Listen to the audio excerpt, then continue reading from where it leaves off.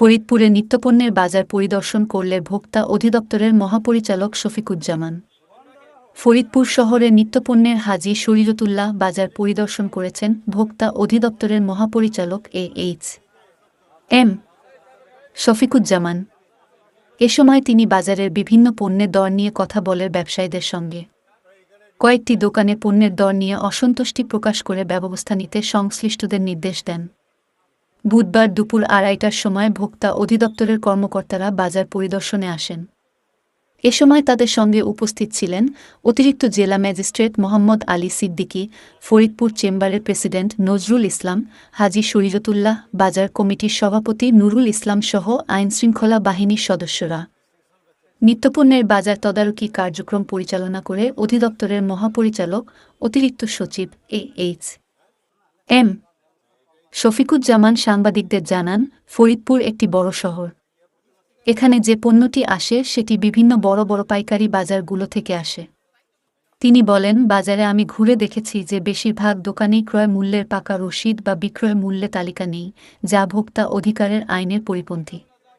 তিনি উল্লেখ করেন, পেঁয়াজ ফরিদপুরের বাজার থেকে দেশের বিভিন্ন স্থানে যায়। এই জেলার পেঁয়াজ খুব ভালো মানের। এখানে খুচরা পয়ায় বিক্রয় করতে দেখেছি ৭০ থেকে ৮০ টাকায় কেজি। তিনি বলেন, সম্প্রতি সময় ডিম নিয়ে সারা দেশেই বাজার ঊর্ধ্বমুখী। আমরা আজ কালকের মধ্যেই ডিমের দর নিয়ে কাজ শুরু করব। হঠাৎ করে কেন ডিমের দর বেড়েছে সেটা খোঁজ নেওয়ার চেষ্টা করব। তবে কৃত্রিম সংকট করে দর বাড়ালে তাদের বিরুদ্ধে আইনগত ব্যবস্থা নেওয়া হবে। বিপুল Chanda, staff reporter.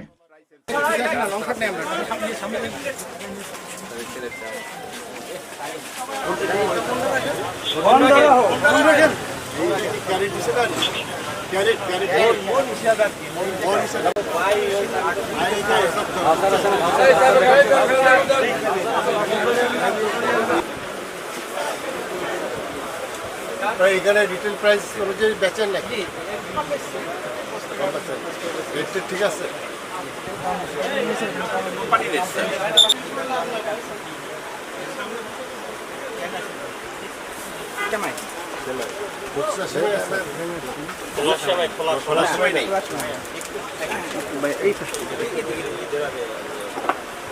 Testing salt আছে না?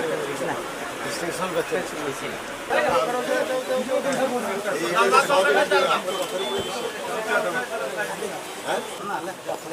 এটাই যে আপনার ভিটামিন এ থাকতে হবে কেমনি আপনার এরকম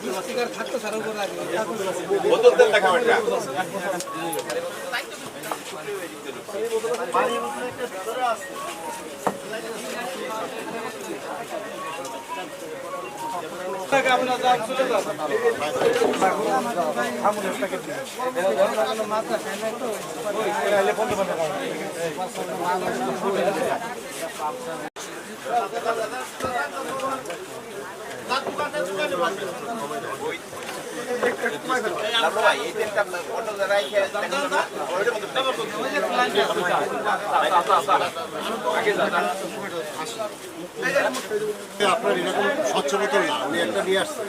তাই এখানে কি বোঝার উপায় আছে? না স্যার, প্রায় সেম সেম। এই যে এখন তো কিসের লেখা? চক দিয়ে লিখছেন, আবার ইয়ে করে স্যার কি বললো এটা তো আপনি দেখছেন, কেউ কিনতে এসে ওরা কি দেখবে কোনটা সয়াবিন? আর ওই লেখাটা কে লিখছে? কোম্পানি লিখছে? মহাজনই সব। এখন মহাজন যে ২ নম্বরই করে না কেন? হ্যাঁ, দেখলেন যে আজকে ড্রাম আসে নাই, ড্রাম আপনি পারেন কোন কোম্পানিকে আমরা ধরবো। আর আমরা এখন এই দুটো টেস্টে পাঠাবো। টেস্টে পাঠিয়ে দেখবো যে এখানে যে মান থাকার কথা, ভিটামিন এ থাকা দরকার, সেটা না। হ্যাঁ, এখন মনে করেন তখন তো আপনাকে ধরবো আমি।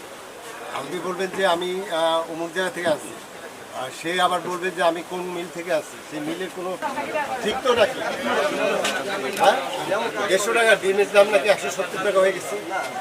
হ্যাঁ, ডিমের দাম হয়েছিল ৪০০ টাকার উপরে, ২ দিন কম ছিল, এর জন্য একটু দামটা বাড়ছিল। আবার সরবরাহ অ্যাভেলেবল হয়ে গেছে, দামটা যেটা কিনবেন তার থেকে একটু কম করে, ঠিক আছে?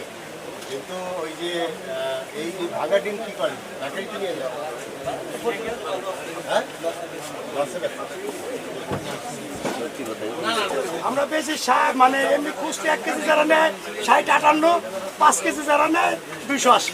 60 টাকা এটা কি বেশি না কম? বেশি স্যার, আমাকে হেনটা কিনা আমরা তো আপনি কত করে কিনছেন?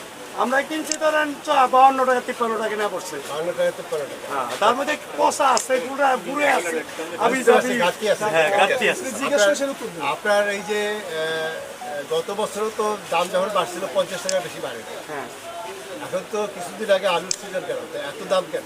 স্যার, এখন কি করবো, আমাদের তো কিনে আনা, আমাকে ফরিদপুর আড়তের টা কিনা। ফরিদপুরে আলুর থেকে কেন? পেঁয়াজ বেচেন না দেখি? হ্যাঁ, পেঁয়াজ কিনি।